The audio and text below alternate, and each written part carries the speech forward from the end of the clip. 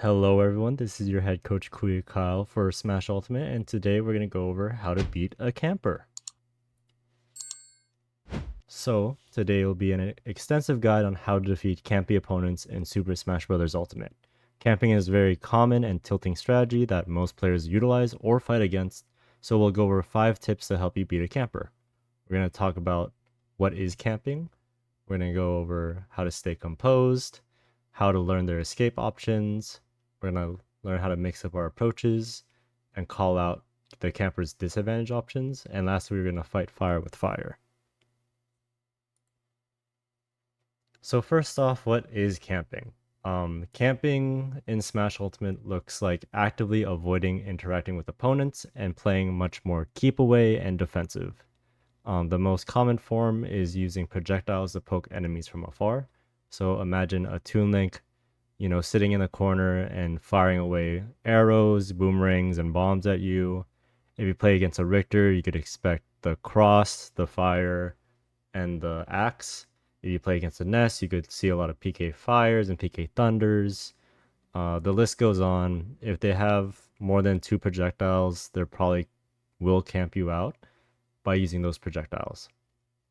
There is also other forms of camping. So there is movement-based camping or platform camping or circle camping where you kind of outspeed your opponent to run away constantly. So platform camping is best if you have a lot of aerial speed, where if your opponent has a very inferior aerial speed, they don't have the physical ability to reach you if you're able to out jump them. And circle camping is the same thing where if you imagine Battlefield with the 3 platforms, they're able to jump to one platform to another platform and back down and just run in literal circles and make it really difficult for the opponent to catch them.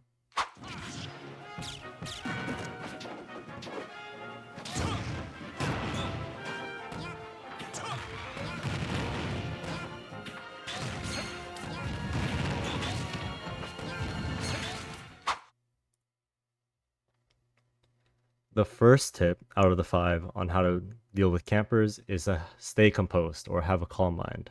Most camping strategies are aggravating and annoying, which makes the victim approach more recklessly. So let's say if you're fighting a Toon Link, spamming all those projectiles, you'll probably get really irritated and just try to run head first and hope that it works. But that is what the camper wants, because you'll start taking more and more damage and you're eating a lot of these projectiles for free. And you're also teaching the camper, like, hey, the more that I throw out projectiles, the more damage that I'm doing. So you're rewarding that camping behavior because you're approaching very recklessly. So remember to be cool, calm, and collected to create a more thoughtful plan of attack against said camper.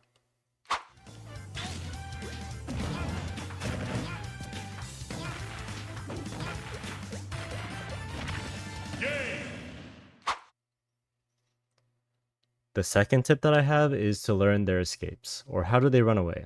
Normally, most campers do play more in the corner, and once you get kind of in this close to mid-range area, they will pick some option to escape to the other corner when you get close.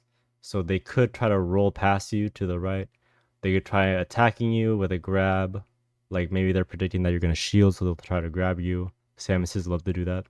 They'll try to jump over you to run to the other side, or they might do a shield, maybe protect themselves from like a dash attack and then punish you afterwards.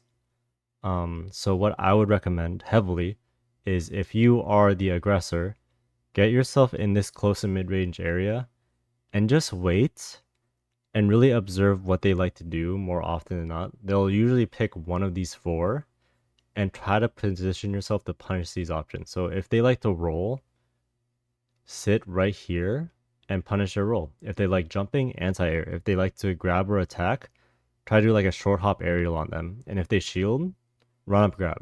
So like everything that they have here, there is counterplay to it. You just have to figure out what that option is. Our next tip is to mix up your approach to keep it fresh. So this is piggybacking from the last tip, by the way.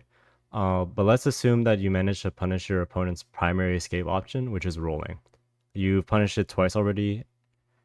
If your opponent is kind of like aware that they're getting punished for rolling, the camper is going to start jumping instead.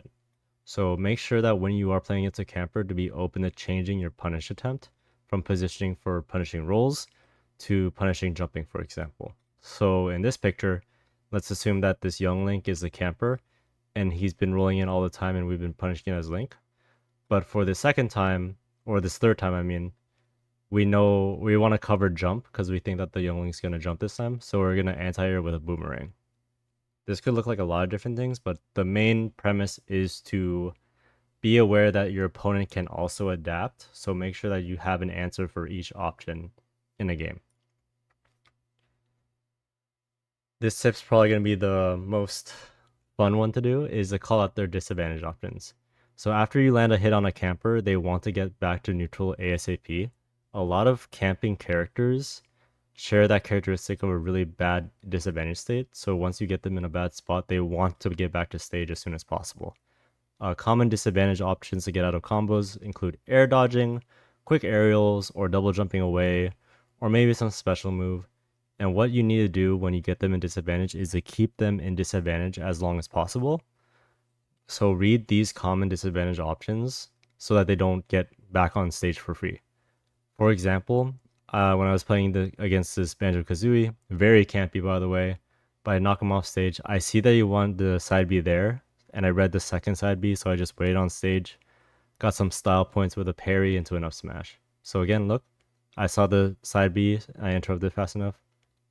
Honestly, that wasn't the best side B from the Banjo, but that was that Banjo's habit. That's their disadvantage option. So I'm calling that out, and I'm punishing it properly.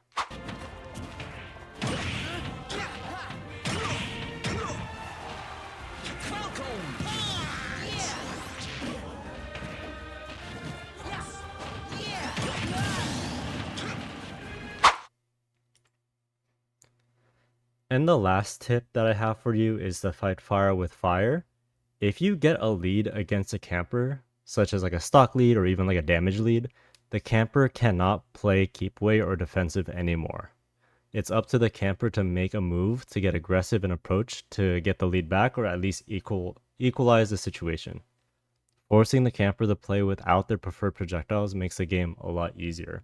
So let's imagine that we're Donkey Kong and we're fighting against a Min Min who's firing arms from across the stage. If we had a stock lead and we went to time, I would win because I have 3 stocks and they only have 2, and we win by timeout because we have more stocks. But if they decide to continue camping in the corner, I could just wait over here and easily just, shield, jump over the arm, run off stage for a little bit. I don't have to initiate anything. It's just I'm telling the camper like, hey, you have to get out of your tent and you have to come to me and play my game. I don't have to play your camping game anymore. You have to play my game.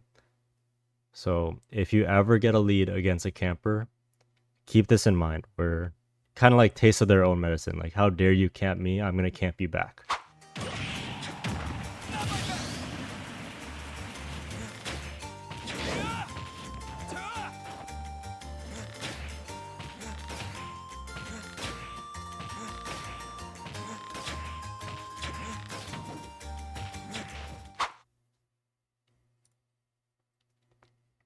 And that is everything for today. So let's do a quick recap. So today is going to be an extensive guide on how to beat campy opponents in Super Smash Bros. Ultimate. Camping looks like actively avoiding interacting with opponents and playing more keep away and defensive. The most common form is using projectiles to poke enemies from afar. The first tip is to stay composed. Most camping strategies are aggravating and annoying, making the victim approach more recklessly. We don't want to do that, and we want to create a more thoughtful game plan instead of just running our face into projectiles. We need to learn the camper's escape options, which when they're cornered and they feel threatened, they'll most likely to roll, attack, jump, or shield. So get close and observe what they like to do.